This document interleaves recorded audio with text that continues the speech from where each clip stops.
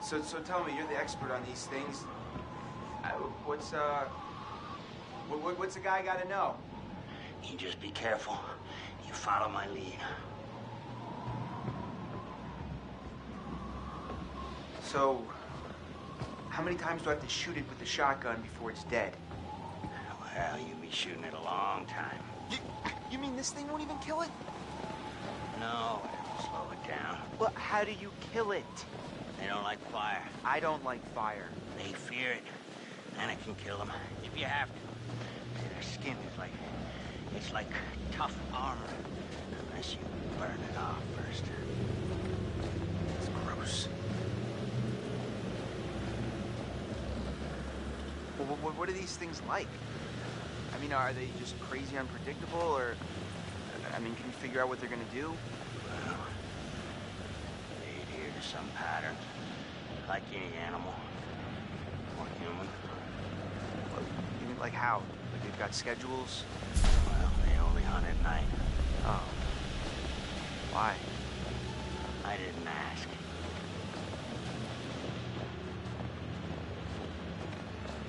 The, pro Wendigo tips? Like if I rub garlic all over me, they won't be able to smell me or something? They'll still smell you. Anything like that? They can't see you if you're standing still. It's like toads. Sight is based on changing the movement in their field of vision. So if I don't move, I'm basically invisible. Yeah. Well, I wouldn't recommend testing it out. Unless you have no other choice. Damn it!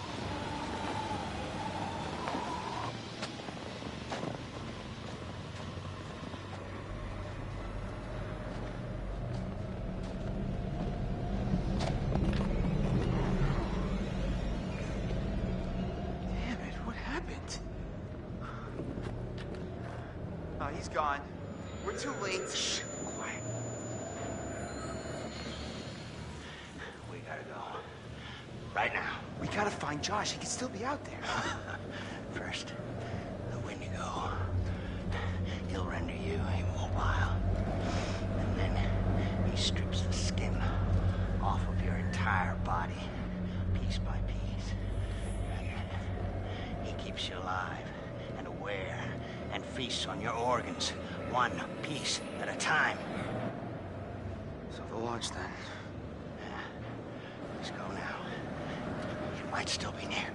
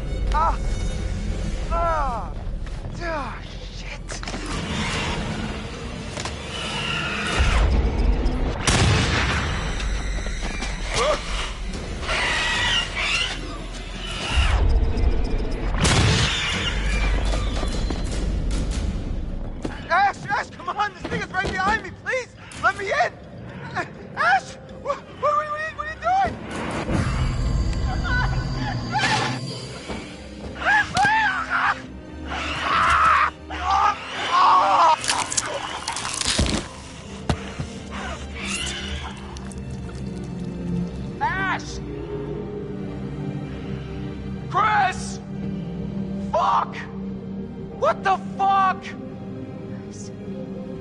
It's too late. You gotta It's go. too late. Like now, okay? Stay with me, Ash. Come on. Stay with me.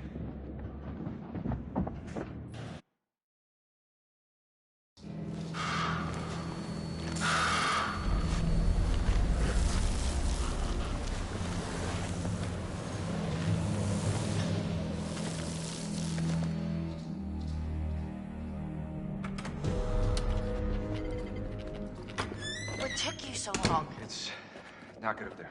Mike, where's Chris? Chris is, not coming. Ash, I am so sorry. Okay. Maybe you should sit I'm down. fine, Sam. Okay. What about the old guy? No sign of him. I think he's gotta be dead too. All right. These all the doors? Yeah. Are you sure? What are you looking for? Another way out. Do you have the key for the cable car? Josh. He's gotta have it. Josh? One of his dirty little tricks. Great. If that fucking thing got a hold of Josh, then we're shit out of luck. Fuck it. I'm gonna get that key right from that thing's goddamn bedroom, and then I'm gonna get us all the hell out of here. What is all that? Is that a map? That guy was prepared for anything. Not quite. Oh my God. Wait, what is that? I was down there. It was horrible. You were? There'd been a cave-in in the 50s, I guess, and these miners got trapped down there. Oh my God. Some of them survived, but like 15 of them didn't make it. There was this reporter, and I think he figured out there'd been some, like, big cover-up going on. I found these plans. They knew the mine was a death trap, but they let the miners keep working anyway. I'm just saying, it's weird how much crazy shit's gone on up here. That's how I got back here.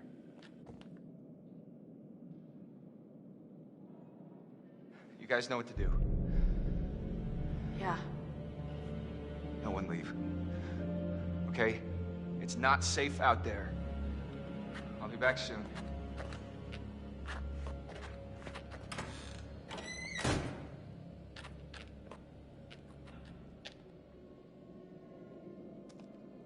Oh, fuck me. Oh, God.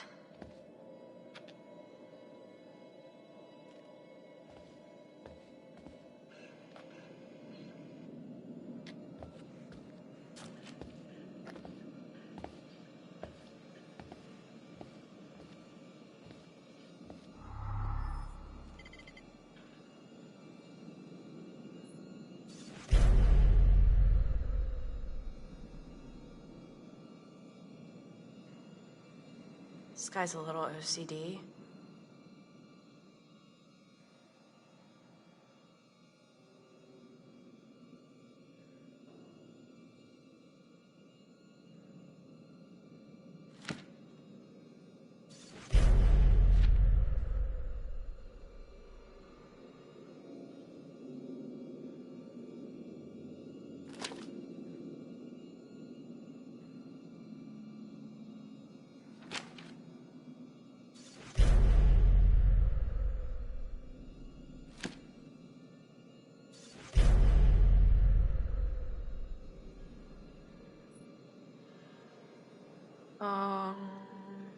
Oh no, What? no. What is it? What does it say?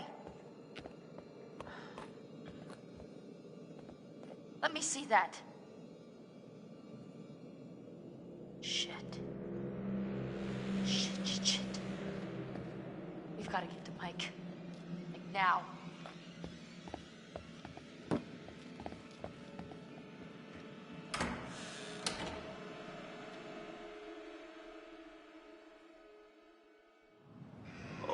Joshua, you should have listened to me. Because of your choices, people have died.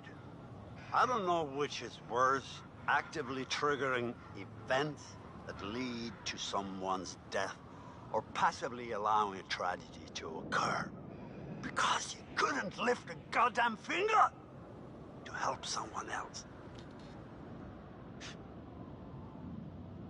Remember last year? Huh? How you left your poor sisters to die? You did nothing to help them. Paralyzed by your own self-centered fear, while a real threat was closing in. Now it's all about you, Josh. It's always all about you.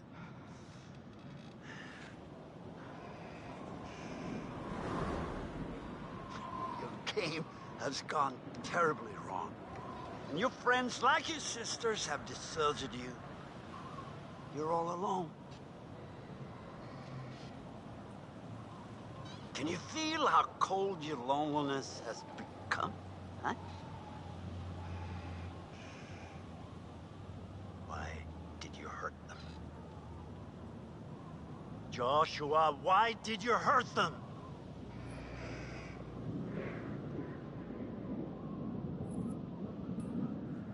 Well, they didn't hurt you, Joshua. Not intentionally. They made a stupid mistake, and a terrible tragedy befell your sisters. They did not intend for that to happen. It just did. And they were sorry, at least, until you subjected them to your night of horrific torture.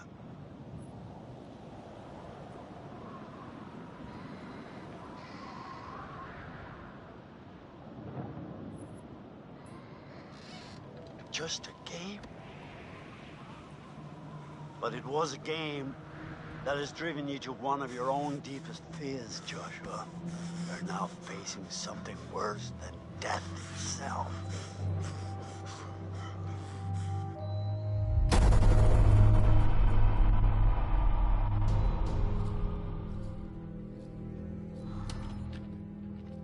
What took you so long? It's not good up there. Chris! Fuck! What the fuck? Ash, I am so sorry. Okay. Maybe you I'm should sit down. fine, Sam. Okay, okay. What about the old guy? No sign of him. Wait! Don't move.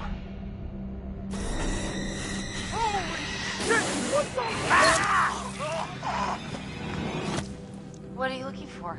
Another way out. Do you have the key for the cable car? Josh, he's gotta have it. Is that a map? That guy was prepared for anything. Shit. Fuck. You guys know what to do, okay? It's not safe out there. I'll be back soon.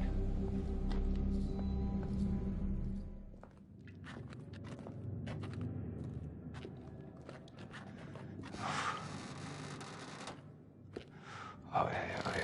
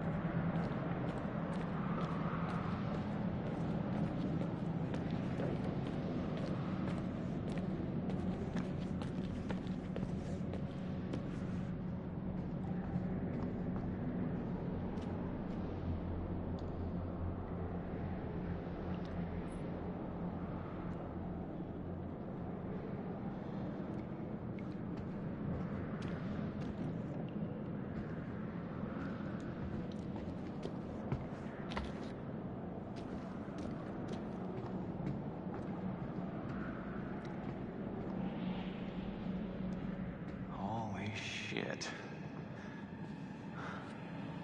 Huh. What happened to the wolves?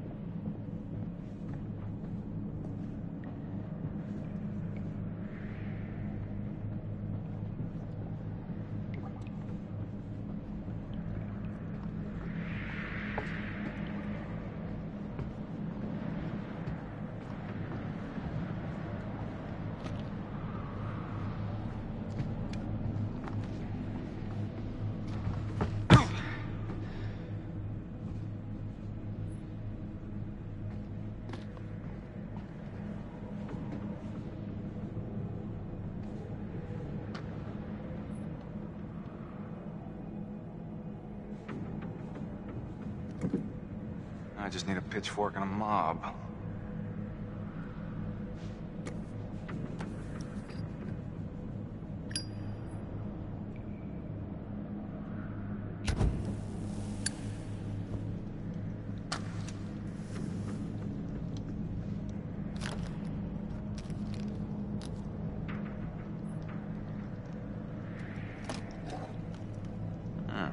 Good enough.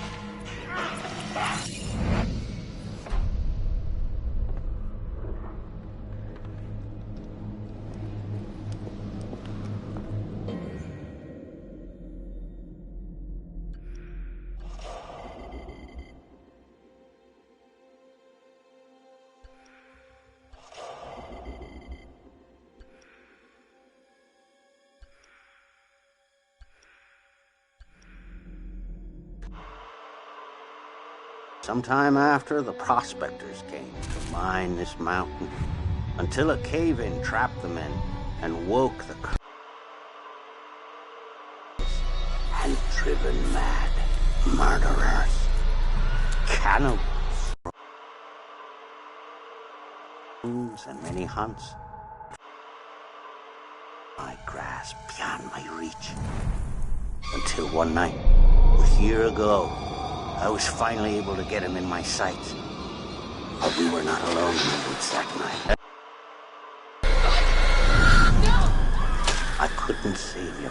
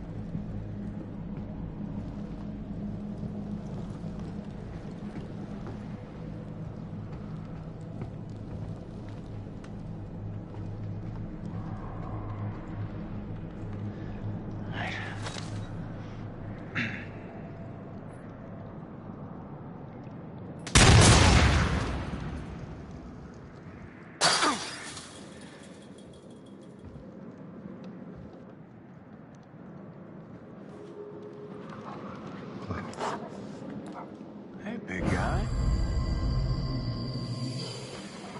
Happy to see me again, huh? Hey. I was hoping I'd run into you again. All right. Good boy. All right, pal. You're coming with me. All right. Here's the plan. I happen to see a map of this place, so we're not flying blind. There should be a way through the psychiatric wing that'll take us right outside the mine. Think you can handle that? Couldn't have said it better myself. Attaboy.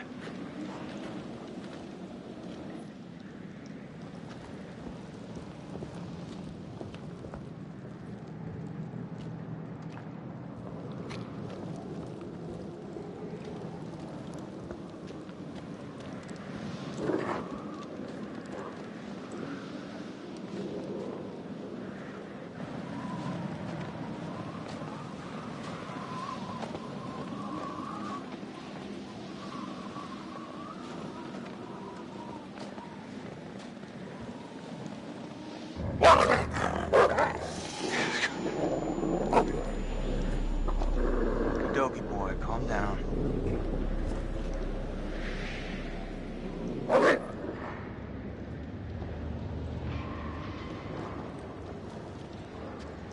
Wish I could move like you, Wolfie. Stuck on this side.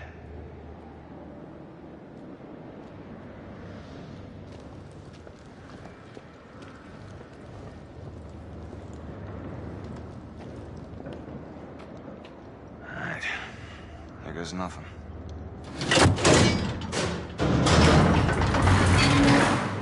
Awesome.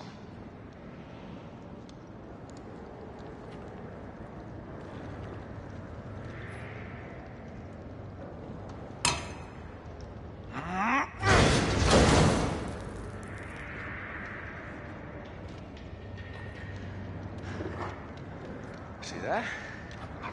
You got moves. Don't I, Wolfie?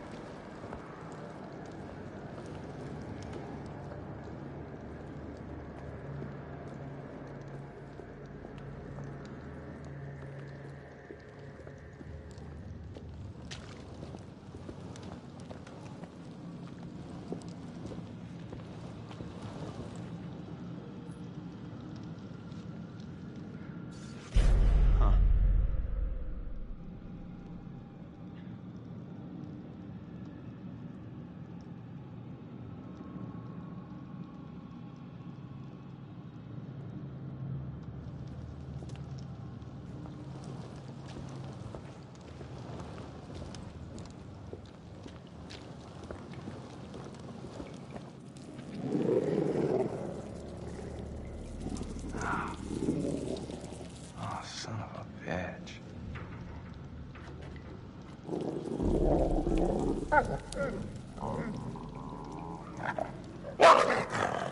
Jesus Christ. What the fuck have I got myself into?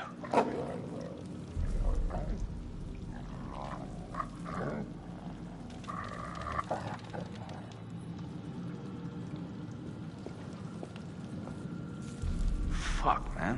This is truly disgusting.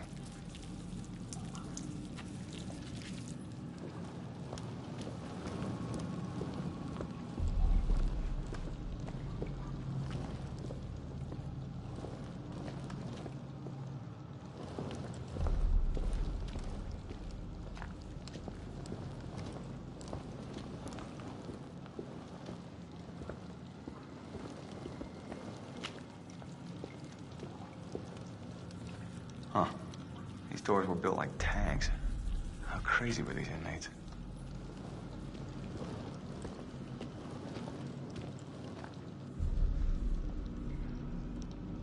What went on here? This is nuts.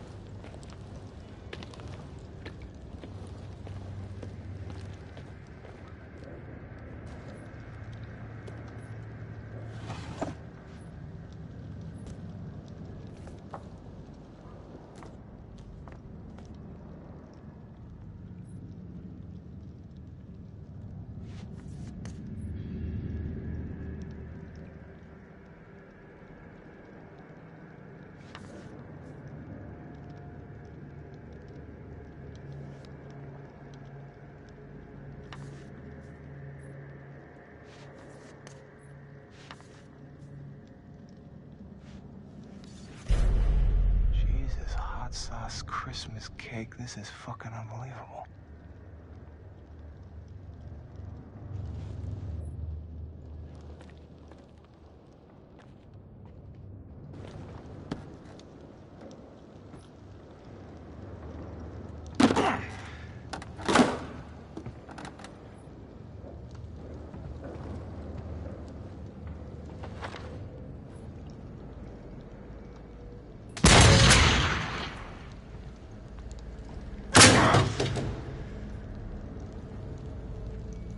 Holy shit. Who is this guy?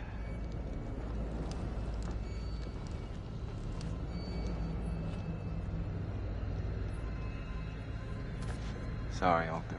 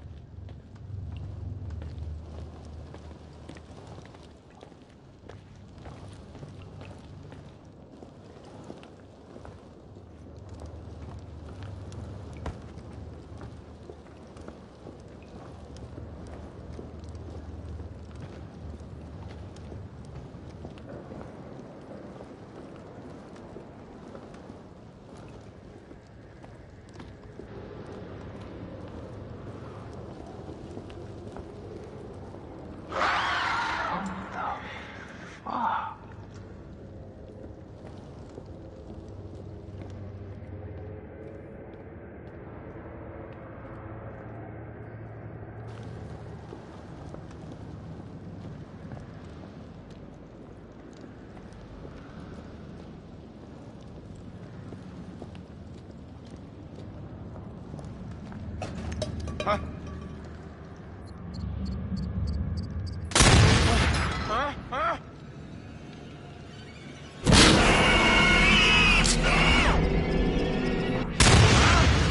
Huh? What's that for, you fuck?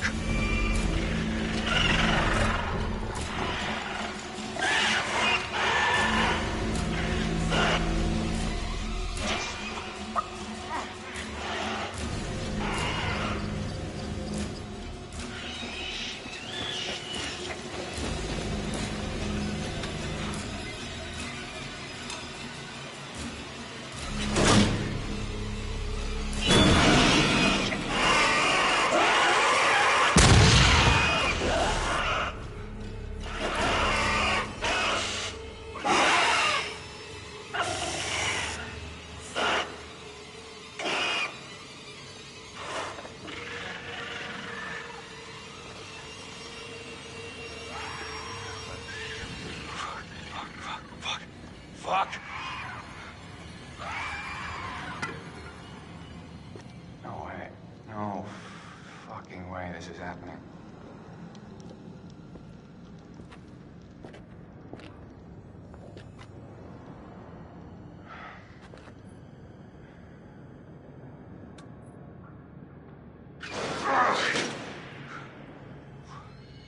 Who's that? Fuck, fuck, fuck, fuck, fuck!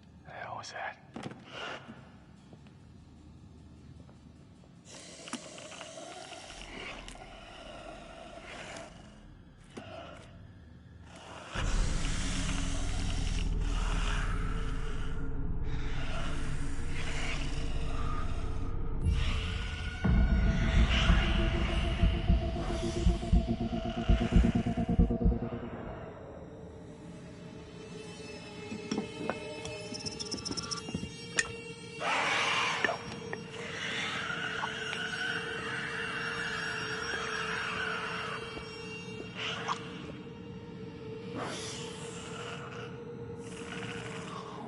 shit, no.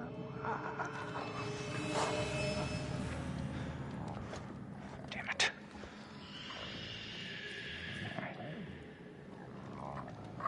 Come on, you son of a bitch. Where are you?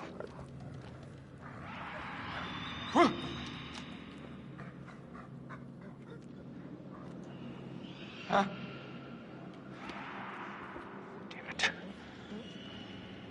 What the? What?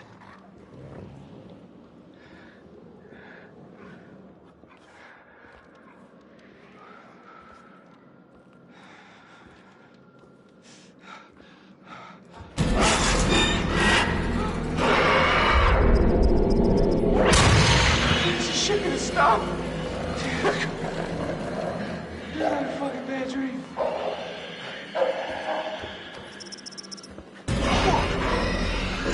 Fuck this. One at a time, boys. It's enough for me for all you.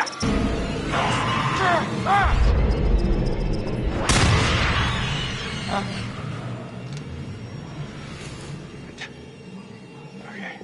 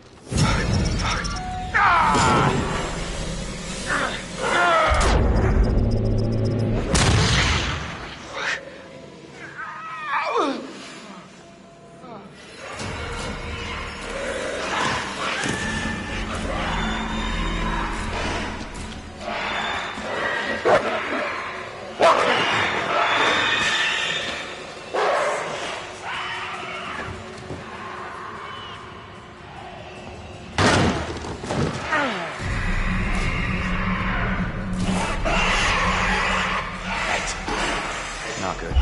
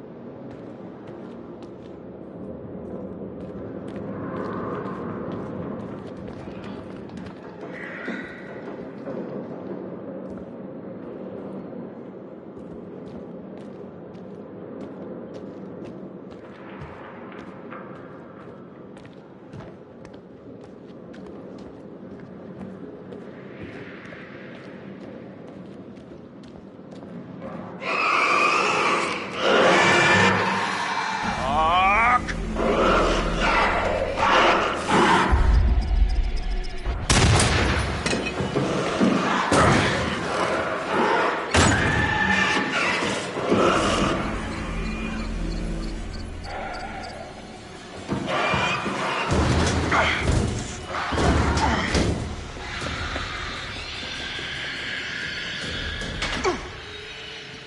buddy. Come on down. It's all right.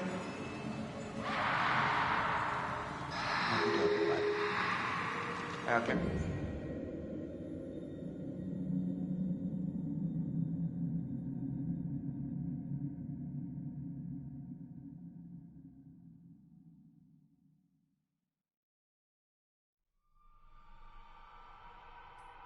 It's on the flip side, huh?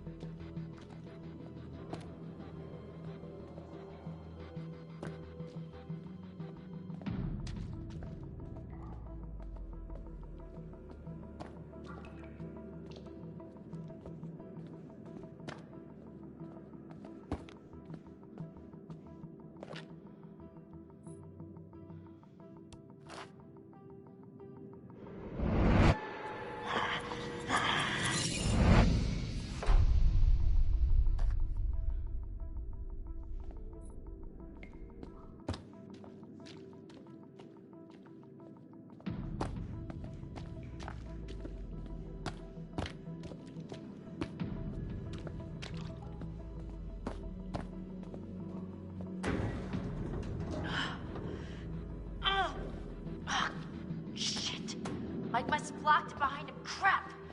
There's gotta be another way in. Wait. Hey, what about this? I mean, should we try it? Well, it's not like we got a whole lot of choices here.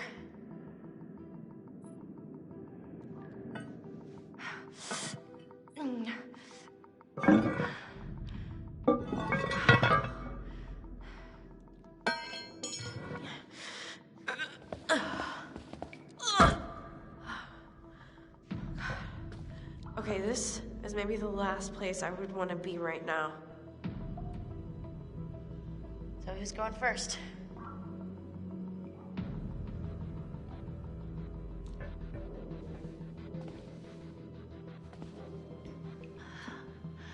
It's not so bad.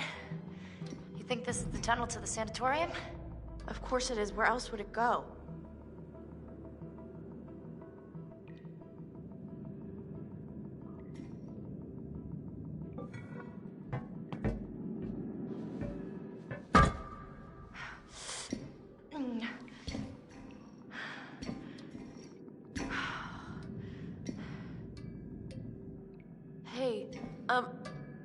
we should close this, right? Huh? I mean, what if something's following us? Yes, fine, close it. But we gotta keep moving. Can you just catch up, please? Yeah.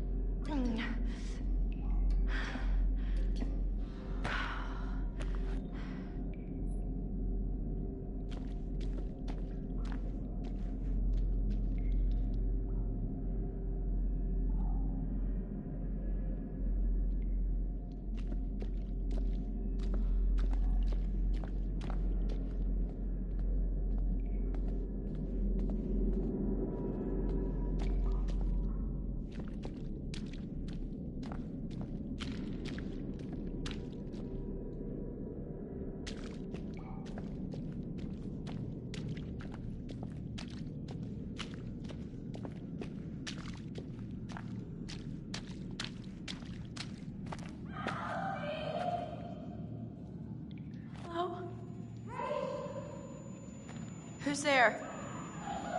Anybody? Jessica! Is it you?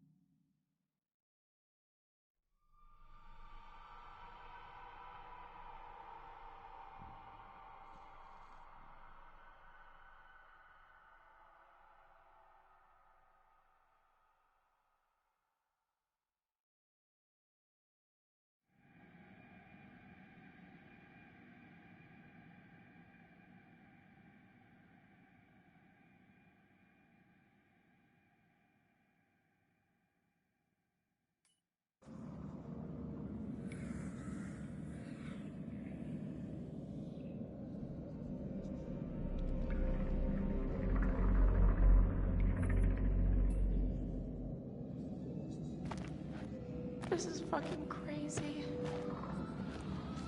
Jessica. Ugh! Jessica, is that you?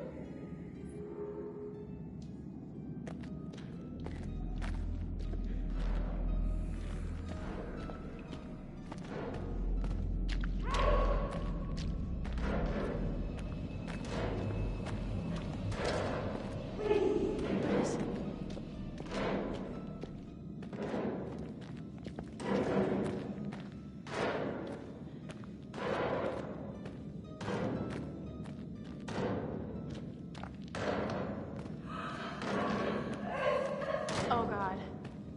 Oh no.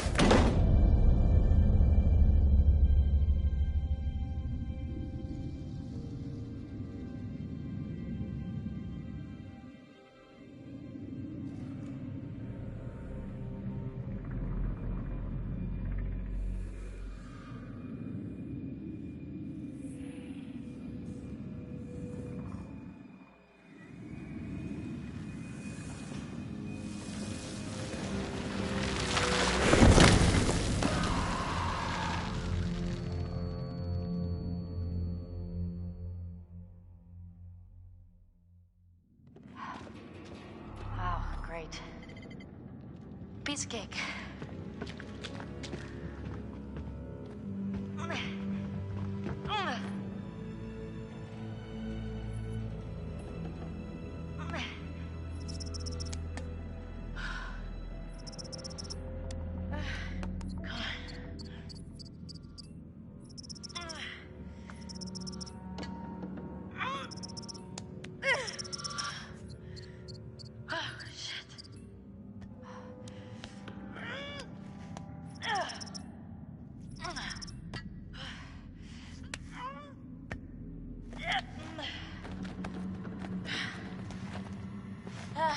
beat you. I fucking beat you.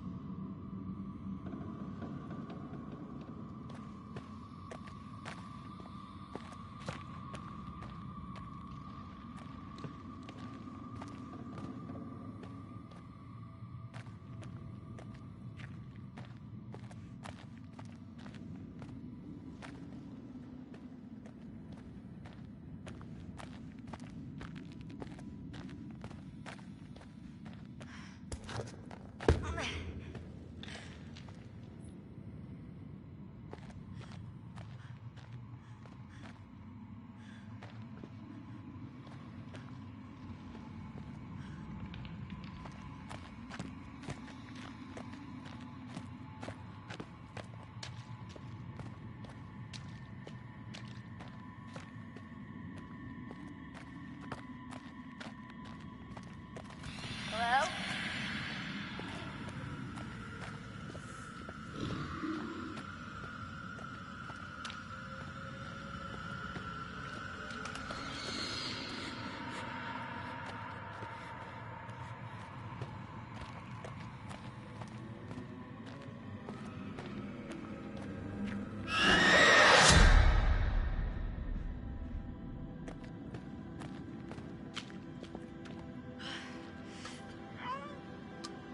Yeah,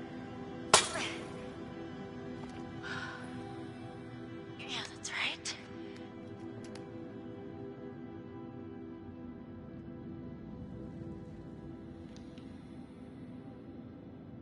Come on, girl, you could do it.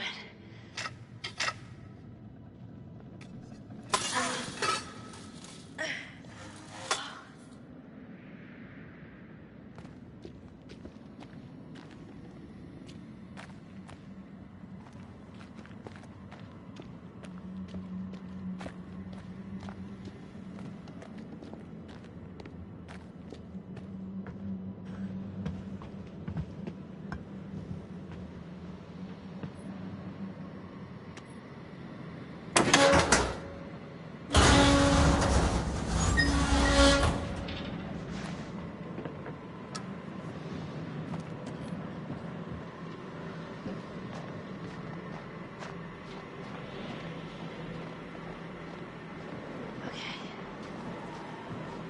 Which way?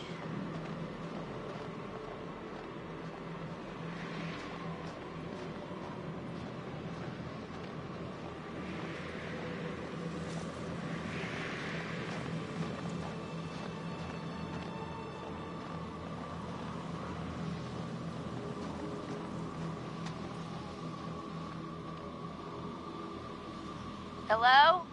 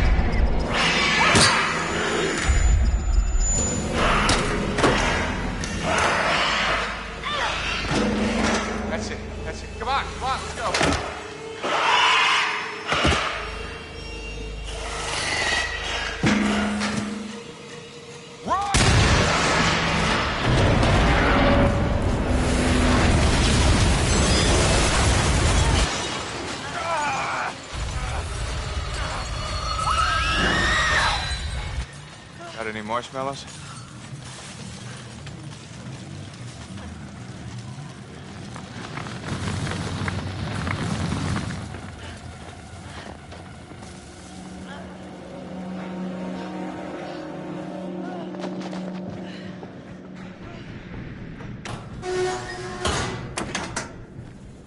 Whoa. You all right? Define all right. Alive, for a start. Let's find a way down to where this fucker lives.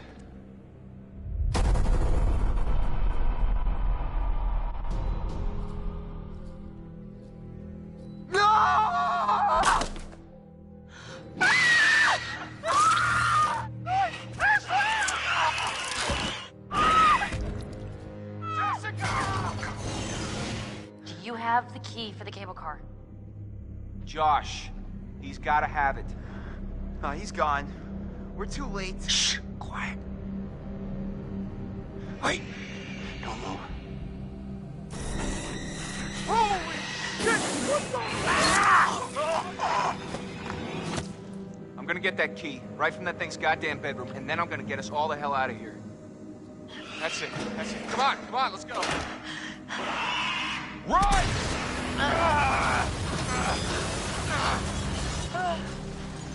Let's find a way down to where this fucker lives.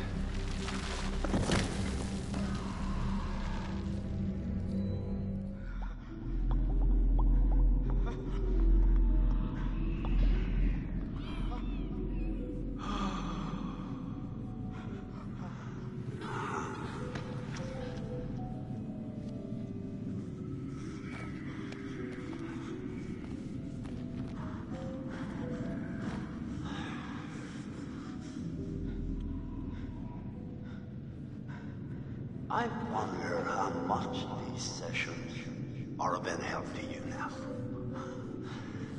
Just won't listen to me and things seems pretty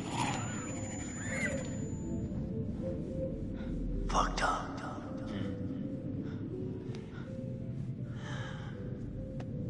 So I'm gonna leave you now, Josh. It's time you learn. There's more to be afraid of that can be dreamt up by the unhinged imagination of a self-indulgent, spoiled little brat. You had so many people who cared about you, who were willing to help. But at every turn, you choose to push them away, and now you're all alone. So by the sounds of things, you won't be alone for long. No, you won't be alone for long. Deep breaths, Josh. Deep breath.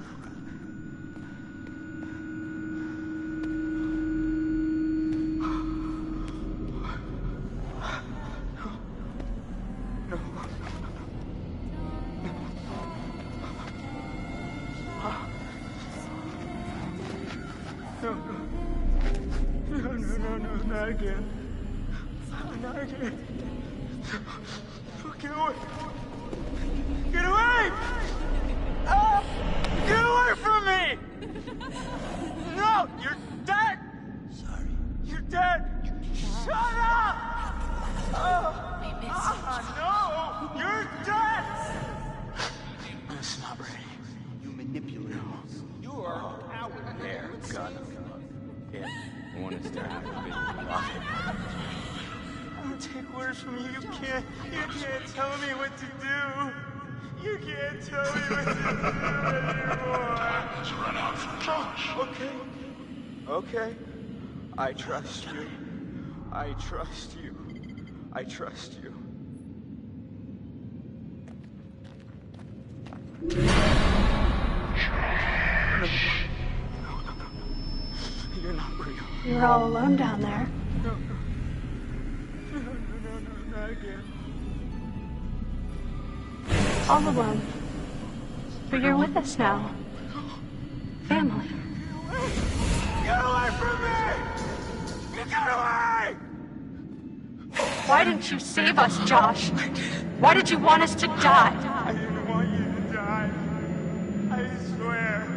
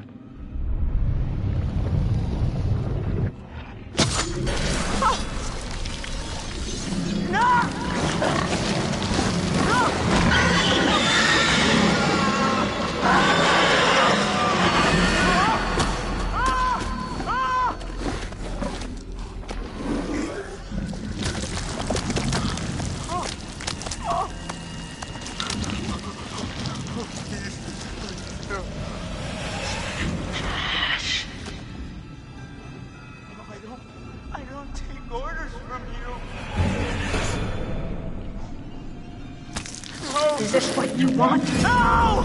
No! Why are you doing this? Leave me alone! Why are you doing this? Why did you save us, Josh? Why did you want us to die?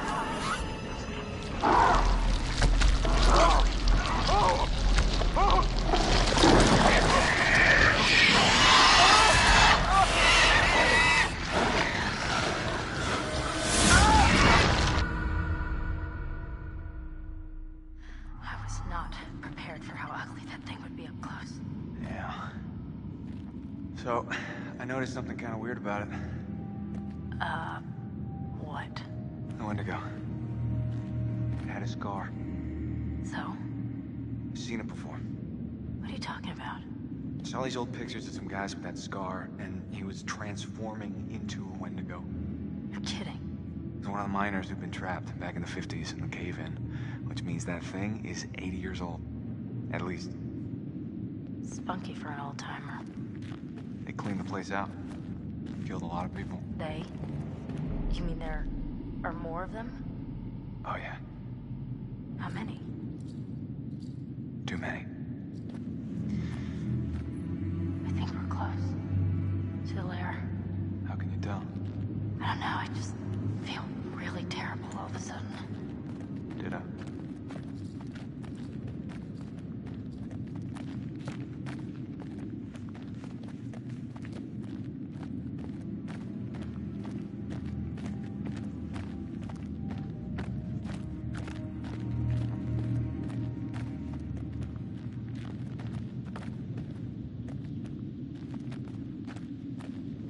I really don't want to go in there. There's no other way through.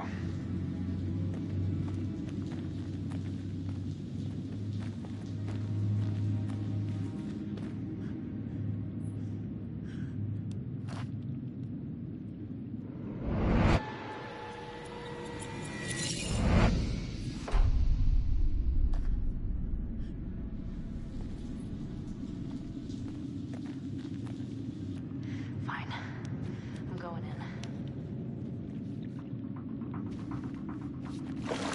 Oh, come on, it's okay. You sure? I'm not dead yet. Famous last words. Oh, It's freezing. I can't feel my fingers.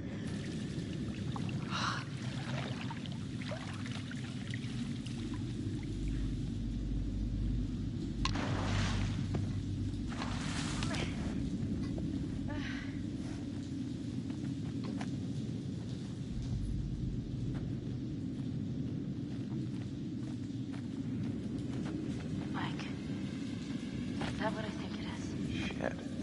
Looks like a grave.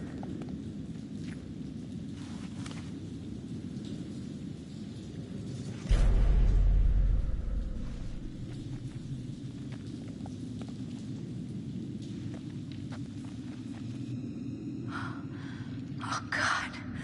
Mike, this is Beth's. This is her watch. What? Let me see. Look, there was a cross here. Let's keep moving.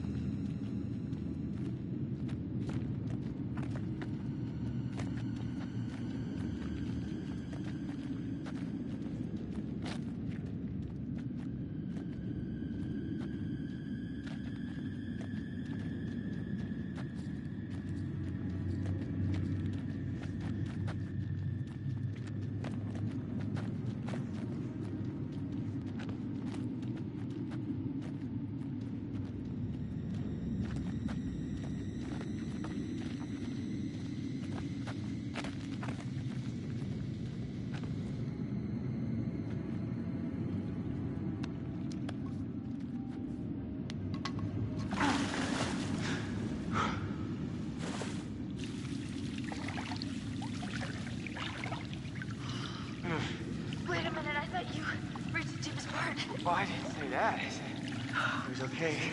You needed, like, there weren't any sharks or anything in here. Sharks? Great. Thank you.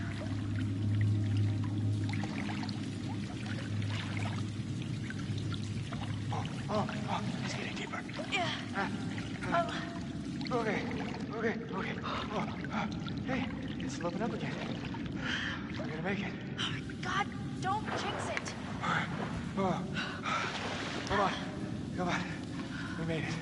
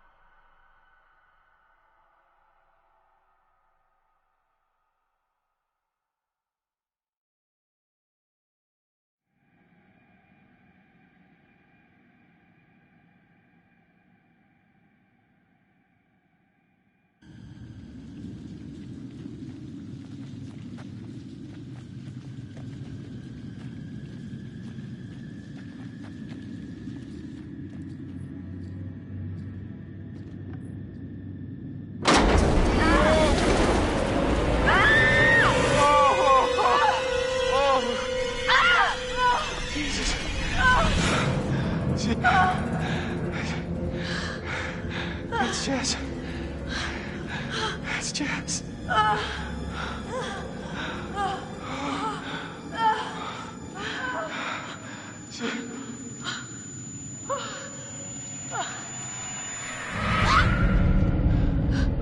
You see that?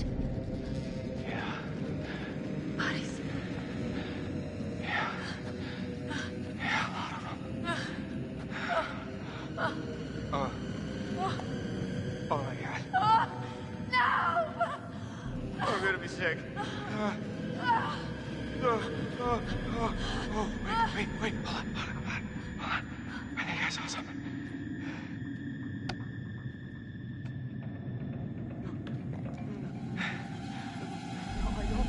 I don't take orders from you. I don't take orders from you. Hey, Josh? You can't tell me what to do. You can't Josh? tell me what to do Buddy? anymore. You can't tell me what to do. Oh, okay. I trust you. I trust you. I trust you.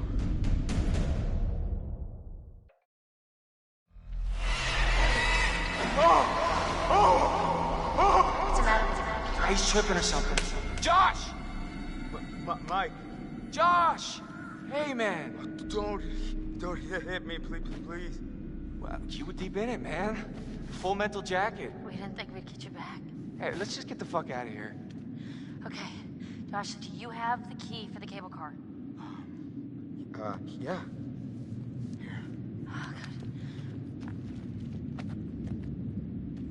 You see that over there? That means there's a direct way out. Come on. There's no way Josh is gonna make it up there. Okay. If you help me up, I can go back to tell the others we're okay. Yeah, good. You bring Josh back the way we came, and we'll all meet at the lodge. Be careful. Yeah, you too.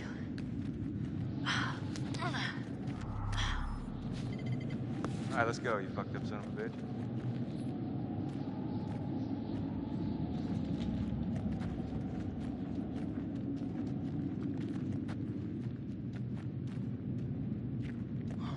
You didn't have to hit me so much, man. I'm sorry about before, man.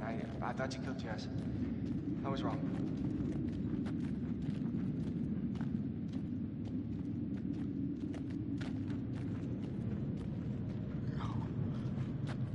No.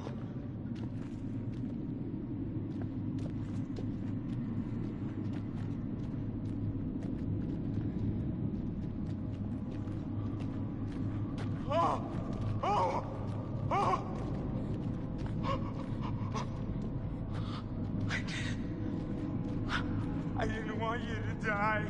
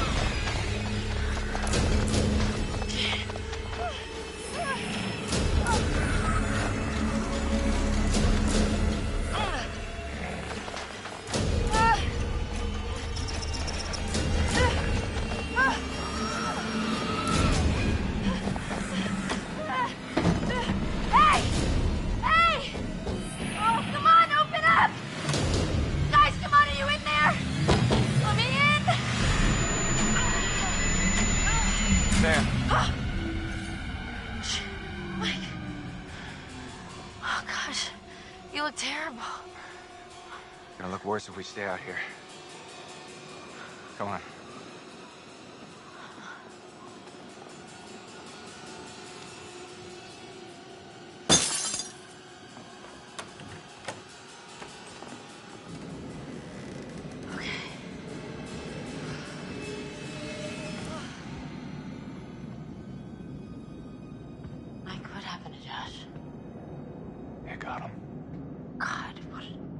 Awful way to go. Not good. What do you think we should do? We should check the basement. Might be someone left down there.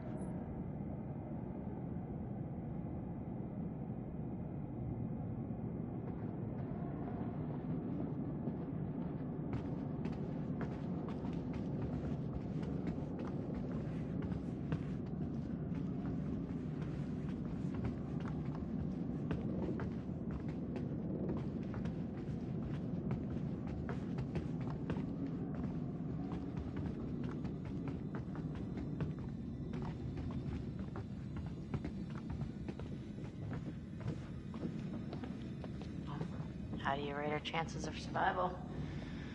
I'm trying not to think about it. Yeah.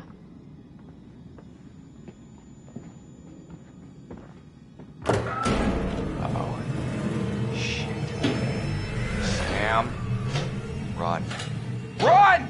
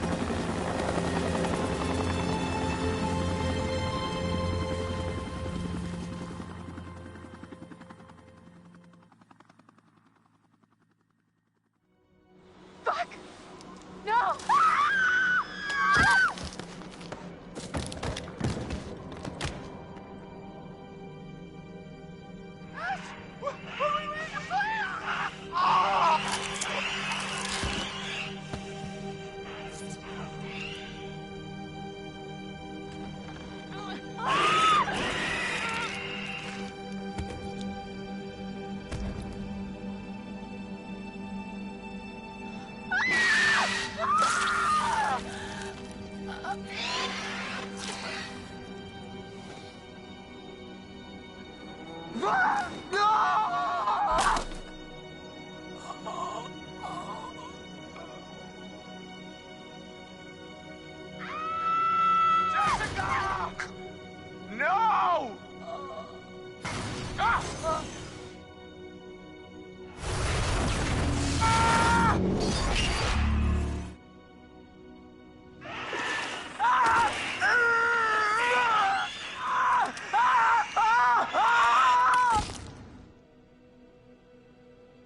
I thought we were close. After his sisters disappeared, he'd come and talk to me. He said I was the only one who understood him. I thought we had a connection. If you need someone to talk to, I'm fine. sometimes, after a traumatic experience, I said I'm fine. It was my fault Mike died. I wasn't supposed to move. But I did.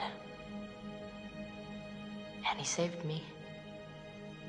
So it's my fault that he died. You need to listen to me. I don't care if you believe me or not. Doesn't matter because you will. You need to go down to the mines. what's in the mine, Sam? I've seen what's down there. And I'd give anything to unsee it.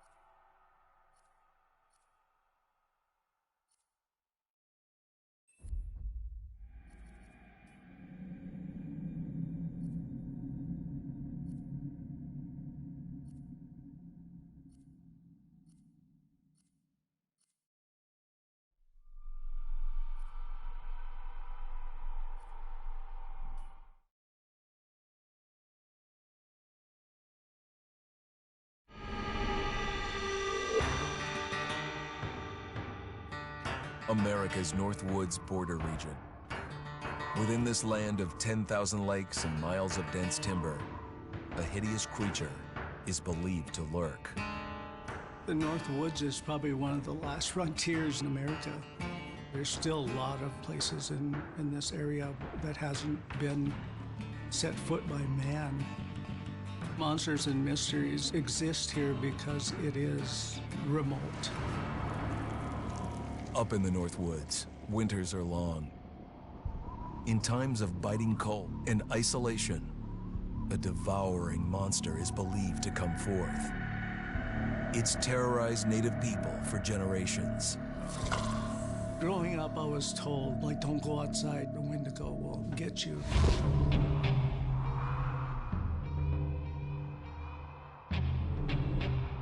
Among the traditions of the northern Algonquin tribes is the Wendigo, a monster that can seize hold of a person to carry out its hunger for human flesh. Many Native Americans fear even talking about this Wendigo, and even the mention of the name will let the Wendigo find out where you are, and it will open you up to be possessed by this Wendigo. The most famous case of a Wendigo possession took place in 1879. In the deep woods outside of Edmonton, Alberta. Swift Runner, a Cree Indian, was a trapper and a guide. He had left town the previous autumn with his wife, 6 children, and his mother. But when Swift Runner returned in spring, he was alone. Swift Runner came into a nearby village telling this heartbreaking tale. I had to watch them starve to death. Of his family being killed by starvation, and that he was the only survivor. My whole family gone. It wasn't hard to understand a family falling victim to a brutal winter. To even not. Yet something was suspicious about Swift Runner. He was a strapping man, and he came into town weighing over 200 pounds. It didn't look like somebody who had just weathered a terrible winter. He wasn't malnourished, didn't look like he was starving. He looked healthier than ever. After a few nights, it became clear that something was wrong. He started having night terrors, screaming in his sleep. I am the Wendigo! Villagers alerted the police. Swift Runner actually guided them back to his winter cabin. When they got there, that's when they saw the true horror.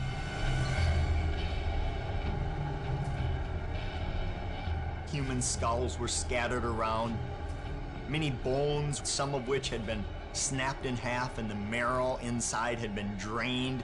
They had never seen anything like it. Swift Runner had killed his entire family, shooting them, hitting them with an axe, strangling, and then eating most of their bodies.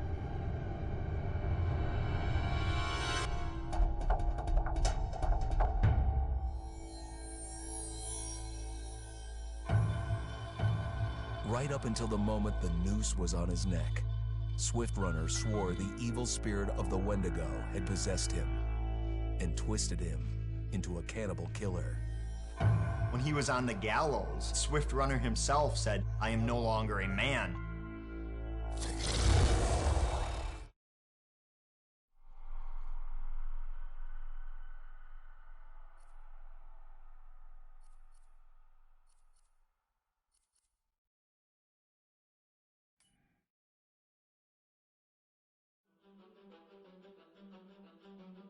I am Hayden Panettiere, and we are here at the studio recording Until Dawn. My name is Rami Malek, and I play Josh. My name is Megan Martin. My name is Brett Dalton. My name is Antonella Lentini, and I played Hannah and Beth. My name is Jordan Fisher, and I play the character Matthew, Matt for short. I'm Nicole Bloom, and I play Emily in the game. My name is Noah Fleiss. I am Galadriel Steinman, and I play Ashley. So Until Dawn is the story of 8 teenagers who revisit this cabin in the woods about a year later after a really traumatic experience where I've lost 2 of my sisters, so coming to kind of get some closure in that respect. one of the things that Larry does really well is make these multi-layered characters, and I think for just the story in general, it follows the quintessential horror film plot lines, but the characters are so unique in themselves, and I think that's very cool. Oh, yeah, this was the right thing to do. What? You know, getting everyone together on the anniversary. I mean, Josh seemed really pumped about us all doing something, didn't he? Yeah, no, he definitely did. I haven't seen him so excited about something in forever.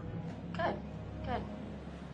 Sam and I have a few things in common, such as being huge lovers of animals, and she's a huge animal lover. She's vegan. She is a pacifist. I'm not quite sure if I'm gonna go as far as saying that I'm a pacifist, but she's spunky and cool. I know that she, I think, is made fun of a little bit by the rest of them who think that her morals and her beliefs in that area are a little ridiculous and they don't agree with them, but she doesn't care. It doesn't stop her from being herself, and that's something that I hope I have in common with her.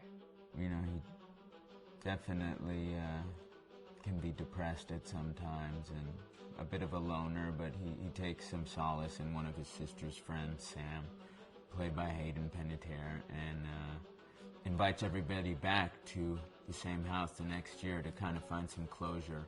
Jessica she has a whole lot of personality. She is definitely the sort of mean girl character that, you know, at school she knows she's pretty, she knows that boys like her, and she's going to use it to her advantage.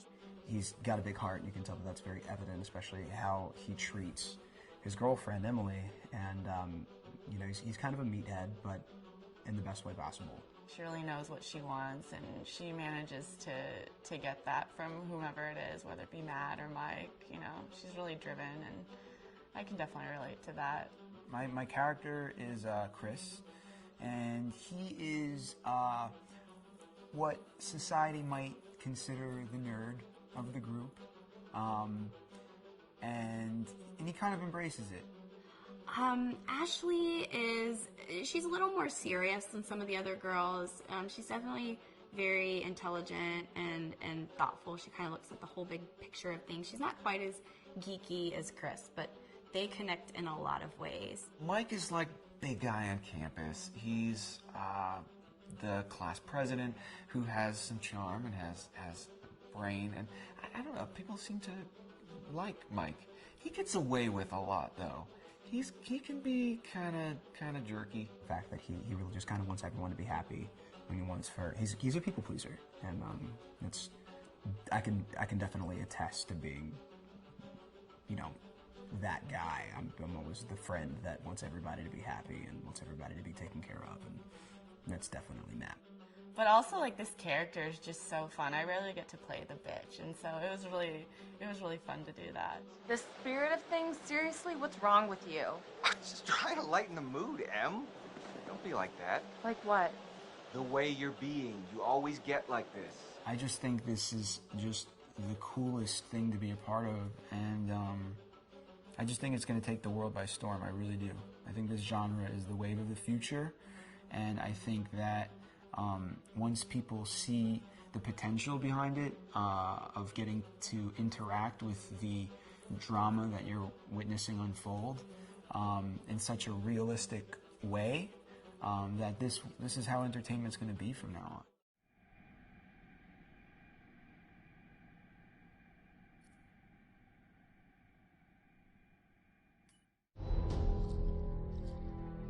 Hi, this is Lee Robinson, production designer on Until Dawn. The production design for Until Dawn started with the great teen horror script that sets the characters in a Canadian winter mountain lodge, being a contemporary setting with visual clues derived from classic films of that genre, such as Hitchcock's Psycho and Stanley Kubrick's Shining. The storyboards are vital to the production design, as it allows the designer to understand the scale of the environments to be made and the detail that would be seen to create the atmosphere of a horror. This took us into concepts that took these storyboards further, visualizing the world through the color palette the lighting, tone, and the mood, and developing key locations such as the lodge, the cable car stations, the forests themselves, the wilderness. As you can see, the environment and atmospheres change quite a bit from warm and inviting to cold and threatening. The Millionaire's Mountain Lodge was a key example.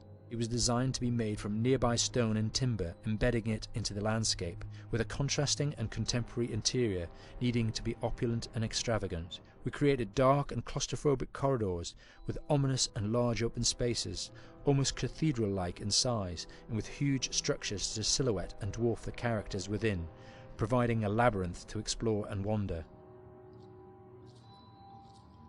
Each character was developed with a strong visual identity in mind, with contrasting colours, tones and silhouettes to identify them, each to have their own texture, pattern and shape, so that when they were lined up you could always identify them. The costume designs allowed a range of clothes that would suit them for the cold winter weather, but also have an element of style and individualism, so that the audience could look at them and relate, recognising themselves within them. A lady would like to cuddle up with her man by a nice cozy fire bathed in atmospheric mood lighting. Right. It'll get plenty toasty once we're rubbing up against each other. Mike? Yeah. Fire and mood lighting. Yes. Working with the lighting artists, we really brought the look and feel of the world together, and this required a thorough understanding of the visual language of teen horror. A key scene was where all the characters emerge out of the rear of the lodge chasing Hannah. A contrast is evident straight away from the exterior wilderness to the warmth of the lodge. The attention to character lighting here is through the bounce and rim lighting, accented colours and composition, creating characters that come from the dark into the light and back again with an emotional effect. Guys, there's someone outside. What the hell? Hannah! What's going on? Where's my sister going? It's fine. She just can't take a joke. It was just a prank, Han.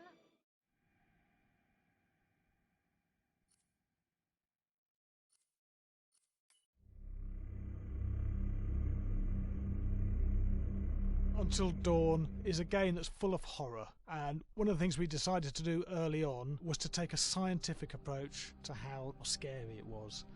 So we did experiments on people and we measured their responses to the game. We've created a test area. It's as close to a home setup as we can get it. We've recruited ordinary people to play the game and we've left them to play it on their own. You're turning the light off.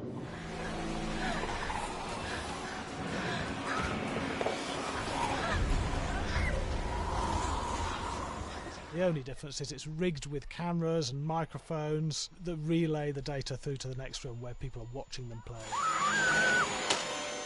Bracelet here we use for biometric testing. It measures the player's emotional response. It's called a galvanic response sensor. It makes contact with the user's skin and it measures the electrical conductivity across their skin. It's the same principle as an old-fashioned lie detector. When you're stressed, you sweat a little, very sensitive. It picks up tiny changes if the player is feeling anxious or scared. That data's fed back to a testing team, it comes through as a graph. I'm so sorry.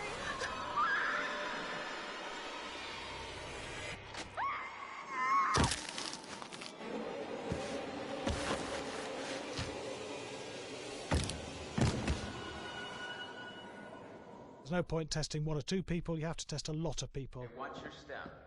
When we have a scare that's consistently has a measurable emotional response, then we knew it was good. If it didn't have that, it goes back to the team for improvement. The data doesn't tell us what's wrong with the scare, it only tells us if it's working or not. Wait, okay, so you hear that too, right? Josh. Here we have a chapter relatively early in the game. Weirdly regular. Nothing regular about it. We have to create tension and anxiety in the player so they are ready to receive the scare.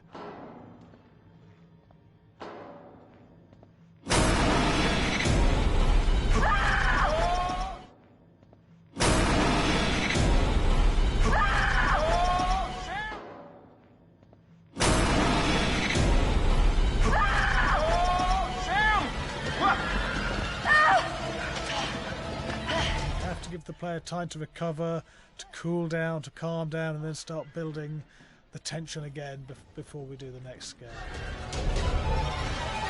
Hey. What? Hey! What the hell? Boom. You just got mugged.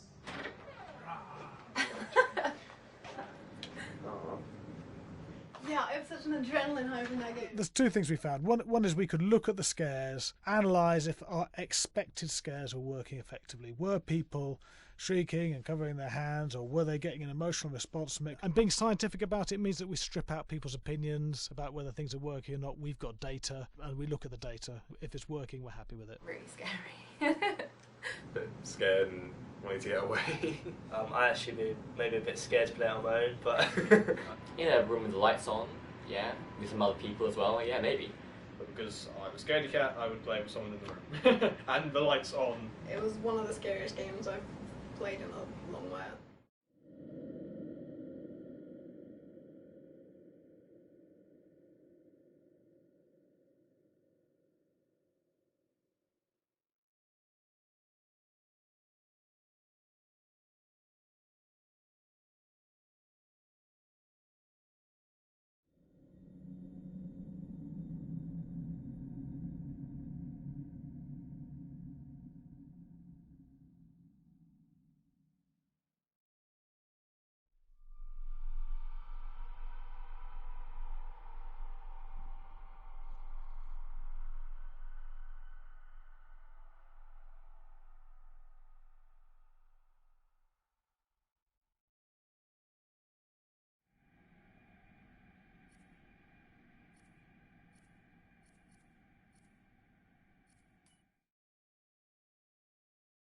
Hi, Larry. Hey, Graham.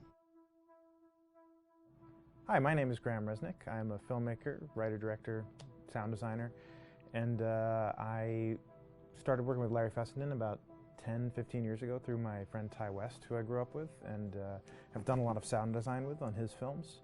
And he was producing Ty's films at the time, and Ty introduced me to Larry. Larry produced my first feature, and we've written together on several projects. My name is Larry Fessenden. I'm a filmmaker. I run Glass Eye Pix, which is an independent production company out of New York. We make indie movies, a lot of scary movies as well. And I got a call to audition to write this video game. And I called my pal Graham Resnick because Graham is a gamer. And while I thought I could offer something to the idea of writing this multi-branching story, I knew that I would want Graham's expertise as a lover of gameplay, since I guess games were started. So and just as a lover. And as a lover, yes. Just why there's so many sex jokes in the game. There was one Italian website that did say the Larry that's Fessenden right. and Graham Resnick, the two lovers behind Until Dawn. Come here. Maybe I know how to handle you too. I am definitely ready to be handled. So I wanted Graham by my side. Yeah, and we got the gig, and it's been an amazing ride. Oh, hell yeah. Oh my god. She's taking her shirt off. What? Oh my god. Matt, what are you doing here? Hannah. I'm sorry, Hannah. It's all got out of hand, but... So in the game, the basic setup is that a year prior to the game's start, all these kids had gone up to a ski lodge that was owned by the parents of one of the kids, or a couple of the kids, and some of the teenagers played a prank on some of the other teenagers, and the terrible tragedy occurred when a few of them, two sisters, ran out into a blizzard, and were never seen from again.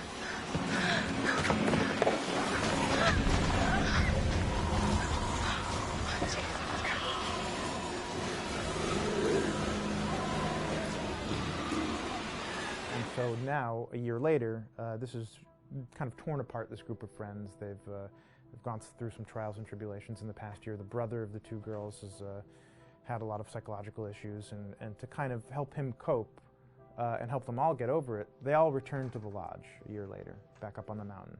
And the idea is to get over it, but... the healing does not begin. Yeah, and these kids are all trying to find themselves. They've been through a trauma, but in general, they're just teenagers trying to figure out who they are. So they're all kind of falling into the patterns, the stereotypes, the characters they see on TV and in the movies. I think we were very interested in taking genre tropes and kind of making them sort of refresh them.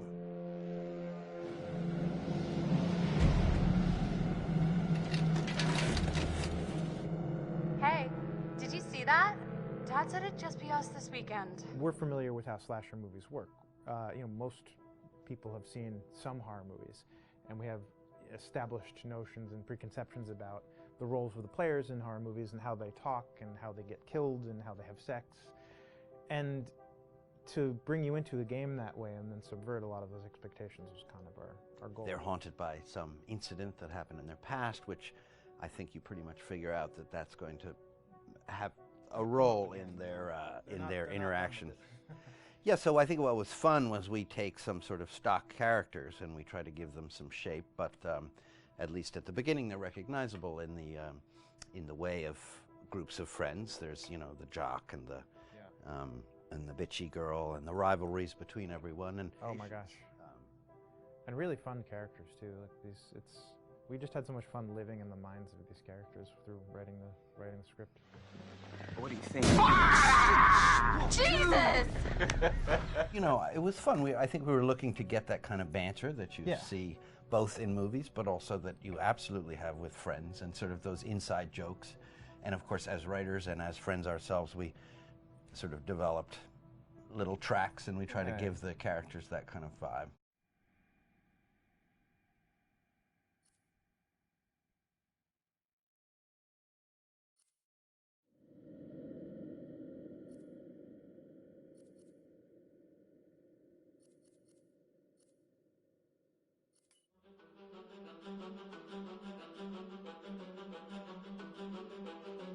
My name is Will Biles, Executive Creative Director of Until Dawn.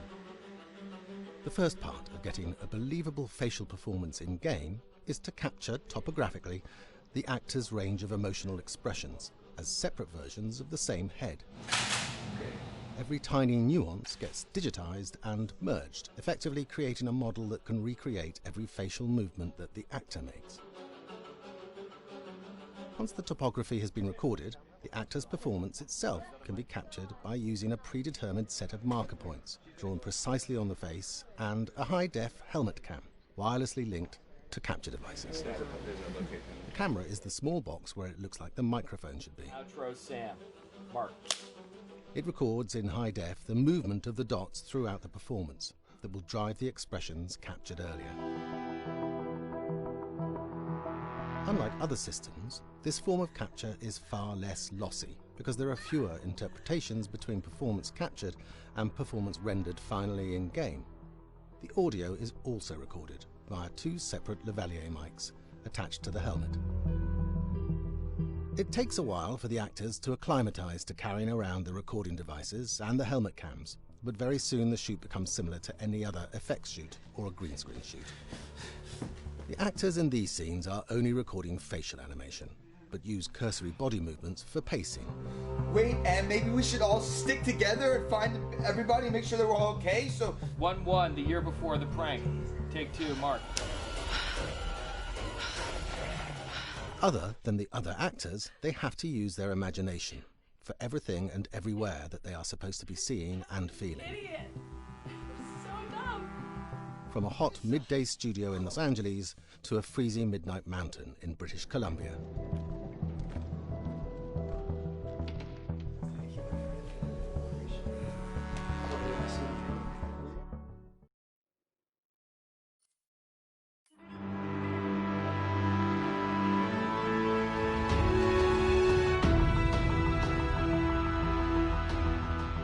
Until Dawn has a dynamic, ever-changing story, the facial performances and the body performances are recorded separately, with different systems.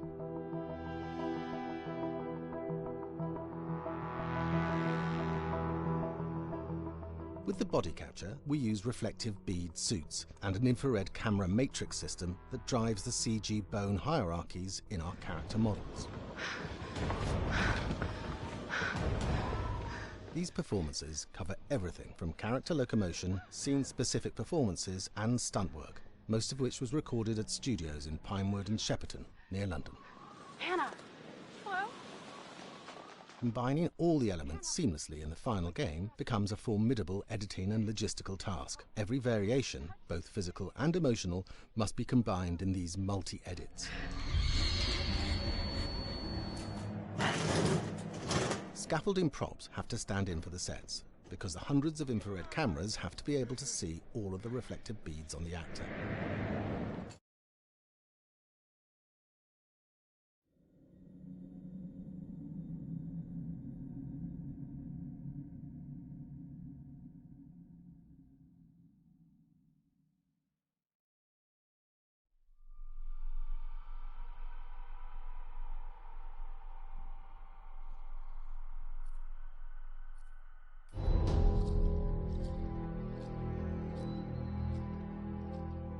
Move over there. Go on, move.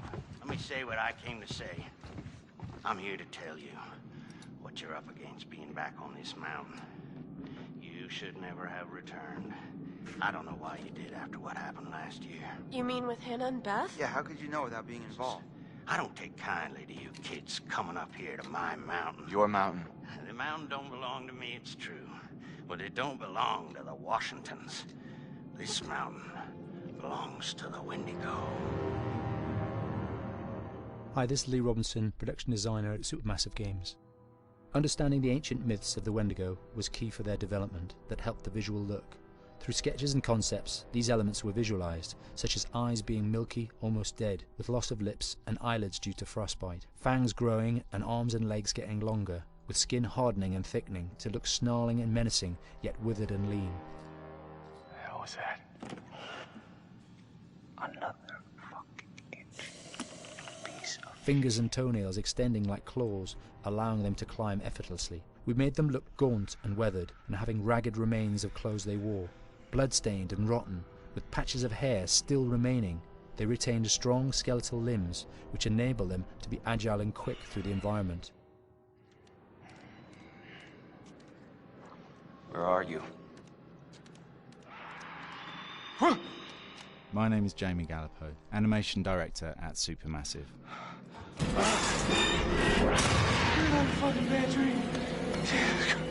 The overall direction on the creature was to be very strong, to be extremely fast. We wanted a spider-like movement to the creature. 1 minute scampering to leaping and then crawling, almost instantaneous.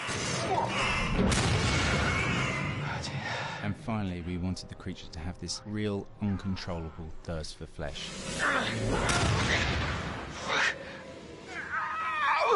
From a sound design perspective, the Wendigo is a real challenge. For the main vocalizations of the Wendigo, we used our own vocalizations, various different animals from the exotic to the farmyard, various plugins and processes to gel these sounds together and keep a human resonance behind that voice, telling the backstory of the Wendigo.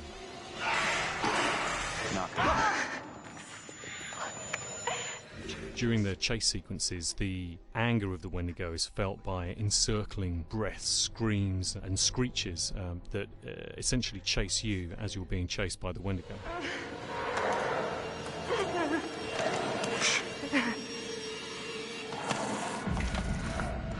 We would layer them up in a multitude of layers, sometimes 15, 20 sounds playing at the same time, to build up the vocalizations for this fearsome creature which is always in attack mode, hyperactive and chasing you throughout the game.